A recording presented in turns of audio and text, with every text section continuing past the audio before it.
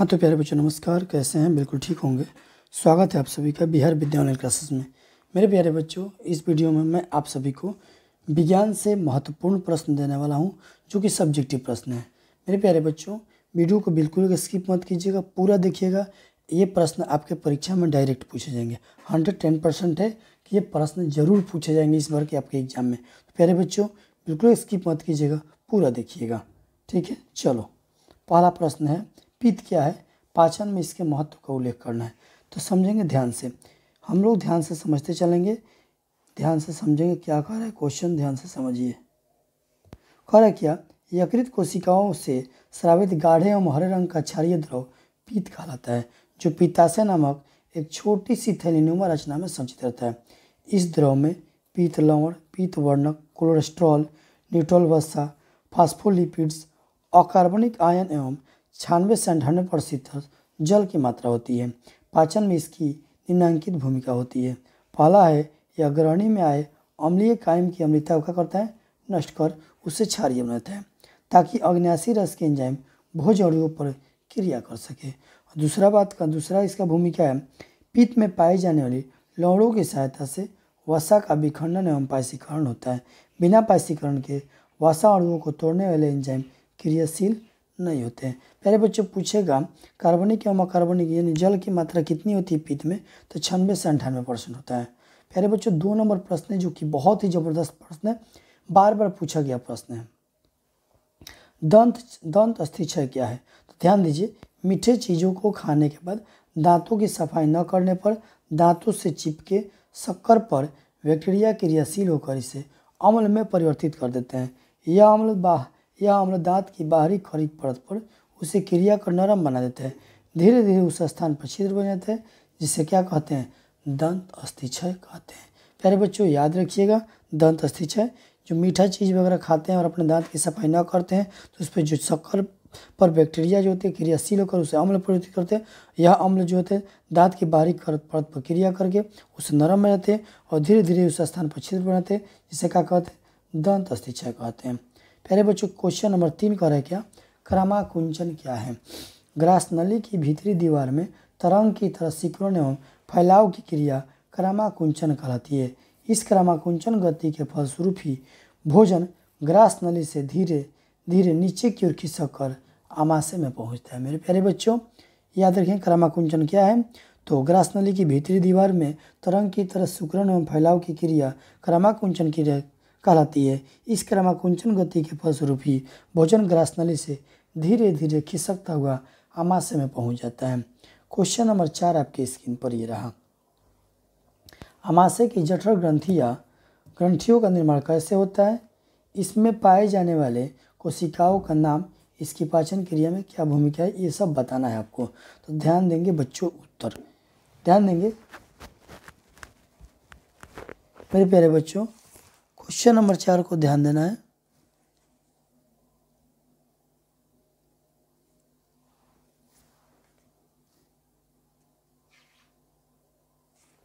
Question number 4 छोड़िए, 5 number देखिए। कह रहा है क्या, 4 ये गलत है। 4 वाला जो क्वेश्चन है ना, ये गलत है। 4 नंबर जो प्रश्न है ये गलत है उत्तर इसका, ठीक है, ठीक है, मैंने ध्यान नहीं दिया। चलो 5 नंबर देखो। क्वेश्चन कर 4 नंबर जानते हैं क्या छूटा है यहाँ पे?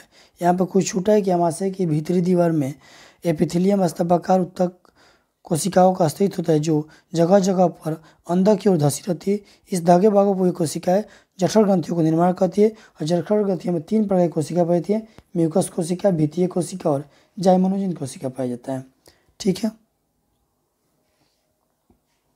अगला, प्रकाश संश्लेषी अंगक का एवं इकाई का नाम बताना है। ध्यान दीजिए बच्चों, ध्यान से समझिए।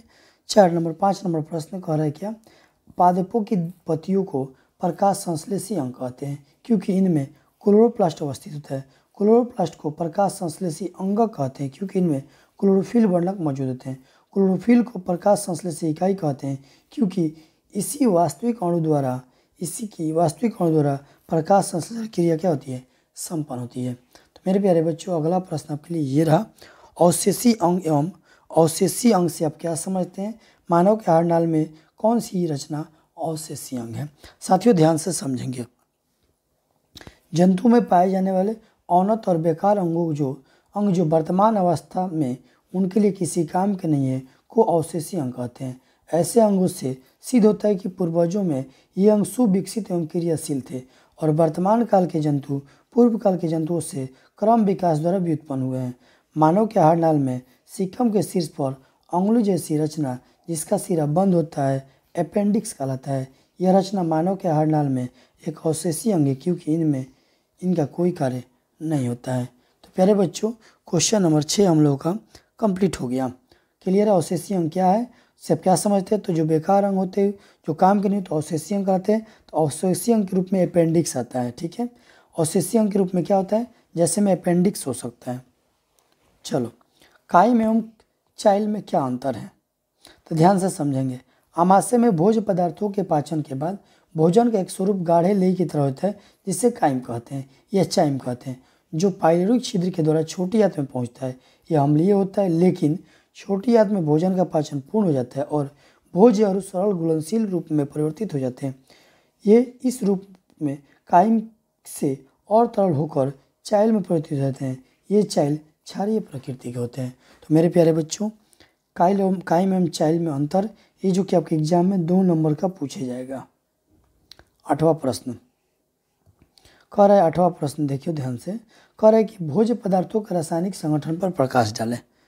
प्रकाश मत डाल दीजिएगा, शांत समझेंगे। भोज्य पदार्थ में रासायनिक दृष्टिकोण से निम्नलिखित घटक होते हैं: कार्बोहाइड्रेट्स, प्रोटीन, लिपिड, न्यूक्लिक अम्ल, विटामिन, खनिज लवण एवं जल।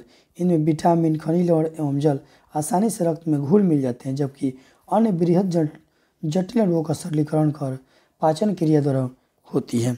ठीक है, तो मेरे प्यारे बच्चों, आप सभी को समझ में आ रहा होगा। तो प्यारे बच्चों, वीडियो को लाइक करेंगे, चैनल पर चैनल को सब्सक्राइब कीजिएगा।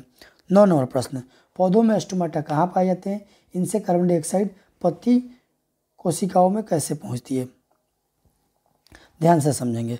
पत्तियों की बाह्य त्वचा या एपिडर्मिस के पृष्ठ और तरल पर स्टोमेटा पाई जाती है। यह स्टोमेटा द्वार कोशिकाओं द्वारा घिरी होती है। स्टोमेटा का खुलना व बंद होना द्वार कोशिकाओं की स्थिति पर निर्भर करता है। जब द्वार कोशिकाएं जल अवशोषित कर फूल जाती है तो रंध्र खुल जाते हैं और वायुमंडल से कार्बन डाइऑक्साइड द्वारा विसरण द्वारा पत्ती कोशिकाओं में पहुंच जाते हैं। इसके विपरीत जब द्वार कोशिकाओं में जल बाहर निकल जाता है तब ये सिकुड़ जाती है और रंध्र क्या होते हैं? बंद हो जाते हैं। तो मेरे प्यारे बच्चों, इन प्रश्नों को आप 1-2 बार देख लीजिएगा तो 100% आपको एग्जाम में पूछे जाएंगे। लास्ट प्रश्न आपके लिए ये रहा, मनुष्य में जीभ की भूमिका का उल्लेख करना है। ध्यान दीजिए मेरे प्यारे बच्चों, जीभ जो है मुँह के फर्श पर स्थित एक मांसल रचना है जिसका अगला सिरा स्वतंत्र तथा पिछला सिरा फर्श से जुड़ा होता है। इसकी ऊपरी सतह पर कई छोटे छोटे अंकुर होते हैं जिन्हें स्वाद कलियाँ कहते हैं। इन्हीं स्वाद कलियों के द्वारा मनुष्य को भोजन के विभिन्न स्वादों जैसे कि मीठा, खट्टा, खरा, कटुआ आदि का ज्ञान होता है। यह अपनी गति द्वारा भोजन को निगलने में यानी कि अंदर पहुंचाने में सहायता करता है। तो मेरे प्यारे बच्चों, 10 प्रश्न आपको मैंने दिया जो कि बहुत ही महत्वपूर्ण प्रश्न था।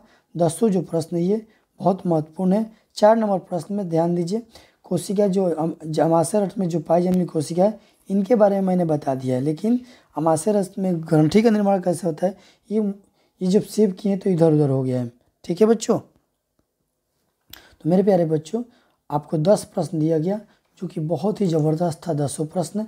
तो साथियों, वीडियो को शेयर कर दीजिएगा, चैनल पर नहीं तो चैनल को सब्सक्राइब कीजिएगा। तो मिलते हैं हम नेक्स्ट वीडियो में, तब तक के लिए जय हिंद।